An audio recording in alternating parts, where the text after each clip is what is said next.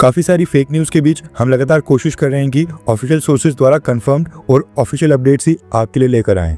And इस video के अंदर भी हम पहलगाम हमले से संबंधित एकदम ऑथेंटिक और कंफर्म न्यूज़ आपके लिए लेकर आए हैं, इसलिए इस वीडियो को एंड तक देखिएगा।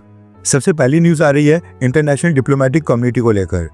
न्यूज़ निकल कर आ रही है कि भारत के फॉरेन सेक्रेटरी विक्रम मिस्री सल ने पिछले कल देर शाम को 30 से 40 देशों के एम्बेसडर्स और एनवॉयस को विदेश मंत्रालय में इनवाइट किया था। एंड इन सबको पहलगाम हमले के सबूत और एविडेंस दिखाए गए और बताया गया कि कैसे ये हमला पाकिस्तान की सेना एंड पाकिस्तान की इंटेलिजेंस एजेंसीज के सपोर्ट से हुआ है। इन देशों की लिस्ट में यूएन सिक्योरिटी काउंसिल के 5 परमानेंट मेंबर्स भी शामिल हैं, यानी कि अमेरिका, रशिया और चाइना के एनवॉयस इस मीटिंग में प्रेजेंट थे। सेम इसी तरह से सामने से पाकिस्तान की सरकार ने भी कुछ कंट्रीज के एम्बेसडर्स और एनवॉयस को इनवाइट किया था और उनको बताया कि इस हमले से पाकिस्तान का कोई भी लिंक नहीं है और जो भारत ने इंडस वाटर ट्रीटी को सस्पेंड किया है वो इंटरनेशनल लॉज के अगेंस्ट है और ये एक्ट ऑफ वॉर है। इसके साथ ही दूसरी अपडेट आ रही है सिख कम्युनिटी को लेकर। दरअसल भारत ने जब अनाउंस किया कि सभी पाकिस्तानी जो भी भारत में इस समय प्रेजेंट हैं वो 48 घंटों के अंदर पाकिस्तान वापस चले जाएं, उसके तुरंत बाद पाकिस्तान ने भी अगले दिन एक टिट फॉर टैट मूव किया और पाकिस्तान में प्रेजेंट सभी इंडियन से कहा कि वो भी 48 घंटों के अंदर पाकिस्तान छोड़कर वापस भारत आ जाएं।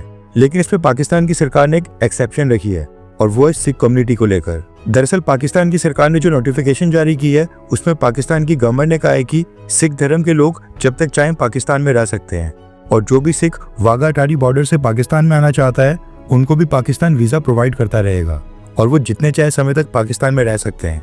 यानी पाकिस्तान ने इवन भारत के मुस्लिम्स तक को 48 घंटे के अंदर वापस भारत जाने के लिए कह दिया है। लेकिन सिख धर्म के लोगों को पाकिस्तान की सरकार अभी भी वेलकम कर रही है। साफ नजर आ रहा है कि पाकिस्तान सिख कम्युनिटी के साथ पॉलिटिक्स कर रहा है और इसका सीधा सीधा लिंक खालिस्तानी मूवमेंट के साथ है। पाकिस्तान की सरकार लगातार कोशिश कर रही है कि वो भारत के सिख लोगों को भड़काकर खालिस्तान की मूवमेंट को दोबारा से रिवाइव करे।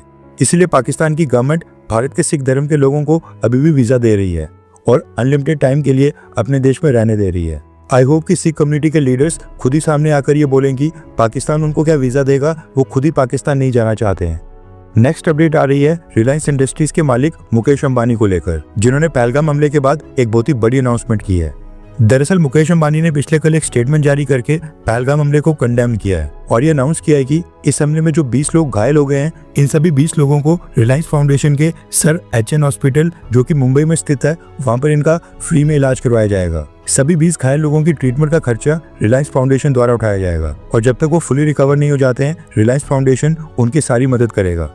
अब ये मार्केटिंग है या फिर जेन्युइन कंसर्न ये तो आप खैर खुद ही समझ सकते हैं, लेकिन एटलीस्ट ये जो 20 लोगों के लिए मुकेश अंबानी की तरफ से अनाउंसमेंट की गई है ये बहुत ही बड़ी गुड न्यूज़ होने वाली है। अभी भी ज्यादातर घायल लोग कश्मीर के हॉस्पिटल्स में ही हैं। आई होप कि रिलायंस फाउंडेशन इन सबको एयर एम्बुलेंस की सर्विस भी प्रोवाइड करे एंड इनको अपने खर्चे के ऊपर मुंबई के अपने सर एचएन हॉस्पिटल तक ले आए, वरना इस अनाउंसमेंट का कोई फायदा नहीं है। नेक्स्ट अपडेट आ रही है भारत और इजराइल को लेकर। दरअसल पिछले कल इजराइल के प्राइम मिनिस्टर बेंजामिन नेतन्याहू ने प्रधानमंत्री मोदी जी को कॉल की और इस पहलगाम हमले के बारे में बातचीत की। इसके साथ ही बेंजामिन नेतन्याहू ने कहा है कि ये जो कश्मीर में इस्लामिक आतंकी हमला हुआ है इसको लेकर हम भारत के साथ खड़े हैं। न्यूज आ रही है कि नेतन्याहू ने प्रधानमंत्री मोदी को आश्वासन दिया है कि भारत को इजराइल से जो भी मदद चाहिए होगी इजराइल पूरी तरह से रेडी है और भारत को पूरा सपोर्ट करेगा। रिसेंटली 7 अक्टूबर के हमले के बाद जब इजराइल ने गाजा में मिलिट्री ऑपरेशन शुरू किए थे उस वक्त भारत ने भी इजराइल की मदद के लिए अम्युनिशंस और एक्सप्लोजिव्स भेजे थे। एंड कारगिल युद्ध के समय इजराइल ने अमेरिका और पाकिस्तान के खिलाफ जाकर जिस तरह से भारत की मदद की थी उसको हम कैसे भूल सकते हैं। इसलिए ये तो 100% कन्फर्म है कि अगर भारत और पाकिस्तान के बीच एक स्मॉल स्केल का वॉर भी स्टार्ट हो जाता है तो फिर उस केस में इजराइल भारत की हर संभव मदद करेगा। अगली अपडेट आ रही है भारत और फ्रांस को लेकर। दरअसल फ्रांस के डिफेंस मिनिस्टर सेबास्टियन लेकॉर्नू आज से 2 दिन बाद 27 अप्रैल को भारत की यात्रा पर आने वाले थे। ये विजिट कई महीनों पहले शेड्यूल कर दी गई थी, लेकिन अब ये जो पहलगाम हमला हो गया है इसकी वजह से फ्रांस ने घोषणा की है कि वो अपने डिफेंस मिनिस्टर सेबास्टियन लेकॉर्नू को भारत की विजिट के ऊपर नहीं भेज रहे हैं और ये विजिट फिलहाल के लिए कैंसिल कर दी गई है और बहुत ही जल्द वो दोबारा से एक फ्रेश डेट की अनाउंसमेंट करेंगे। फ्रांस के प्रेसिडेंट इमैनुअल मैक्रोन ने बकायदा प्रधानमंत्री मोदी जी को कॉल करके इस बारे में बात भी की और इस फैसले के बारे में बताया भी। डिप्लोमेटिक चैनल्स के जरिए भारत और फ्रांस लगातार टच में रहेंगे। ऑब्वियस है कि भारत की डिफेंस मिनिस्ट्री इस समय काफी बिजी चल रही है क्योंकि भारत जो पाकिस्तान से बदला लेने वाला है उसमें इंडियन आर्मी, इंडियन एयरफोर्स और इंडियन नेवी तीनों ही सेनाओं का डेडिकेटेड रोल होने वाला है। एंड मोर ओवर फ्रांस के डिफेंस मिनिस्टर ये बिल्कुल नहीं चाहेंगे कि जब वो भारत में प्रेजेंट हो उसी समय भारत की सेना पाकिस्तान के ऊपर कोई सैन्य कार्रवाई करे। ये उनके लिए काफी अनकंफर्टेबल पोजीशन हो जाएगी। पहलगाम हमले को लेकर रिसर्च करते वक्त एक डेटा हमारे सामने आया जिसको देखकर मैं तो एटलीस्ट काफी हैरान हो गया हूँ। आपके लिए भी इंफॉर्मेशन थोड़ी सी इंपॉर्टेंट होने वाली है। दरअसल भारत के विदेश मंत्रालय ने एक डेटा रिलीज किया है जिसमें बताया गया है कि पिछले 6 सालों में 2000 से भी ज्यादा इंडियंस स्टडी वीजा के ऊपर पाकिस्तान में एजुकेशन लेने के लिए गए हैं। साल 2019 में 670 इंडियंस स्टडी वीजा के ऊपर पाकिस्तान गए थे। उसके बाद साल 2020 में 505, साल 2021 यानी कि जिस साल कोविड-19 आया था उस साल भी 66 इंडियंस एजुकेशन के लिए पाकिस्तान गए थे। उसके बाद साल 2022 में 396, साल 2023 में 331 और पिछले साल 2024 में भी 110 भारतीय नागरिक एजुकेशन लेने के लिए स्टडी वीजा के ऊपर पाकिस्तान गए हैं। यानी कि साल 2019 से लेकर 2024 तक टोटल 2078 इंडियंस स्टडी वीजा के ऊपर पाकिस्तान गए हैं। एंड आई एम श्योर कि इस साल 2025 में भी कई सारे इंडियंस एजुकेशन के लिए स्टडी वीजा लेकर पाकिस्तान गए होंगे। अब आप खुद ही सोचिए कि ये लोग पाकिस्तान जाकर क्या ही पढ़ाई कर रहे होंगे। इसके साथ ही इजराइल के जो भारत में एम्बेसडर रिवन अजहर हैं, उन्होंने भी अभी कुछ ही घंटे पहले एक स्टेटमेंट रिलीज की है जिसमें इजराइल के एम्बेसडर ने कहा है कि 7 अक्टूबर को जो हमास ने इजराइल के ऊपर हमला किया था उसमें और ये जो पहलगाम में आतंकी हमला हुआ है इसमें कई सारी समानताएं हैं। उन्होंने कहा कि इजराइल में वहां पर लोग म्यूजिकल फेस्टिवल एंजॉय कर रहे थे और पहलगाम में निर्दोष लोग छुट्टियां मनाने के लिए आए थे। इसके साथ ही उन्होंने कहा कि अभी कुछ ही महीनों पहले हमास आतंकी संगठन के लोग पाकिस्तान ऑक्युपाइड कश्मीर यानी कि पीओके में आए थे और वहां पर जैश ए मोहम्मद और बाकी आतंकी संगठन के लोगों के साथ मिले थे। इसलिए ये चीज एकदम स्पष्ट है कि ये सब आतंकी संगठन जो भारत और इजराइल के ऊपर हमले कर रहे हैं ये सब आपस में मिलकर एक दूसरे के साथ कोऑर्डिनेशन में काम कर रहे हैं। इजरायली एम्बेसडर का कहना है कि भारत और इजराइल की इंटेलिजेंस एजेंसीज को एक साथ मिलकर इन आतंकी संगठनों के खिलाफ काम करना चाहिए। इसके साथ ही नेक्स्ट अपडेट आ रही है बॉलीवुड की एक मूवी अबीर गुलाल को लेकर, जिसमें पाकिस्तान एक्टर फवाद खान और भारत की एक्ट्रेस वानी कपूर हैं।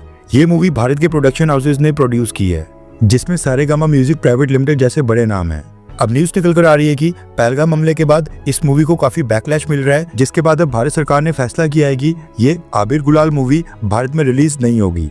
ये मूवी 9 मई को वर्ल्ड वाइड रिलीज होनी थी, लेकिन इसमें पाकिस्तान एक्टर फवाद खान के लीड रोल में होने के कारण भारत के लोग काफी गुस्से में हैं। इसलिए इस मूवी को भारत में रिलीज करने की परमिशन नहीं दी जाएगी। मसला ये है कि बॉलीवुड के प्रोड्यूसर्स और डायरेक्टर्स और जितने भी एक्टर्स हैं वो अभी भी खुशी खुशी पाकिस्तान के एक्टर्स और सिंगर्स के साथ काम करते दिखाई दे रहे हैं। उड़ी हमले और उसके बाद फिर पुलवामा के बाद हमने पाकिस्तान के सिंगर्स और एक्टर्स को बॉयकॉट करना स्टार्ट कर दिया था, लेकिन बॉलीवुड के ये लोग अब दोबारा से पाकिस्तान के लोगों को अपनी मूवी में ले रहे हैं। पाकिस्तान के इन्फ्लुएंसर्स के साथ फॉरेन कंट्रीज में जाकर वहां पर काम कर रहे हैं। बॉलीवुड मूवीज की शूटिंग किसी दूसरी कंट्री में रखी जाती है और पाकिस्तान के सिंगर्स को बुलाकर शूटिंग की जाती है। यानी कि हमारी याददाश्त इतनी कमजोर है कि हम 2-3 सालों के अंदर ही ये भूल जाते हैं कि ये वही पाकिस्तान है जो लगातार भारत की हिंदू कम्युनिटी की टारगेट किलिंग कर रहा है, हिंदुओं को चुन चुन कर मार रहा है और हम इनके साथ काम करने के लिए इतना मर रहे हैं। जैसे कि भारत के अंदर टैलेंटेड और स्ट्रगलिंग एक्टर्स की कमी है। भारत में इन लोगों को कोई भी एक्टर या फिर सिंगर नहीं मिल रहा है, ये पाकिस्तान जा रहे हैं। हैरानी होती है बॉलीवुड के लोगों के ऊपर। एट द एंड यही बोलूंगा कि बॉयकॉट बॉलीवुड और बॉयकॉट पाकिस्तानी एक्टर्स। हर 24 घंटे के अंदर जियोपॉलिटिक्स में बड़े फेरबदलाव और उलटफेर हो रहे हैं और भारत के लिए नए चैलेंजेस आ रहे हैं। कोई देश अपने फैसले से पलट रहा है तो कोई देश ब्लैकमेलिंग के ऊपर उतर आया है। सभी देश एक दूसरे को नीचे लगाने की कोशिश कर रहे हैं। इन सब के बीच हमारा भारत किसी भी देश से पीछे न रह जाए, इसके लिए मोदी सरकार लगातार कोशिशें कर रही है। एंड भारत की foreign policy, defence news, economy और ग्लोबल अफेयर्स का सही एनालिसिस हमारे चैनल इंडियन अफेयर्स का मिशन है और ये मिशन आपके सपोर्ट के बिना अधूरा है। इंडियन अफेयर्स हिंदी के ऊपर हम सभी फैक्ट्स और डेटा बिल्कुल सरल भाषा में एनालाइज करते हैं बिना किसी एजेंडा के। अगर आप चाहते हैं कि इंडियन अफेयर्स का सही और ऑथेंटिक एनालिसिस आप तक लगातार पहुंचे तो इस वीडियो को लाइक करें और हमारे चैनल इंडियन अफेयर्स को सब्सक्राइब करके बेल नोटिफिकेशन ऑन करना मत भूलिए। आपका एक लाइक हमारे चैनल को ग्रो करने में काफी मदद करेगा और एक सब्सक्राइब ये सुनिश्चित करेगा कि आप किसी भी इंपॉर्टेंट अपडेट को मिस ना करें। अगर आपने हमारे चैनल को पहले से सब्सक्राइब किया है तो दिल से धन्यवाद। जय हिंद, वंदे मातरम।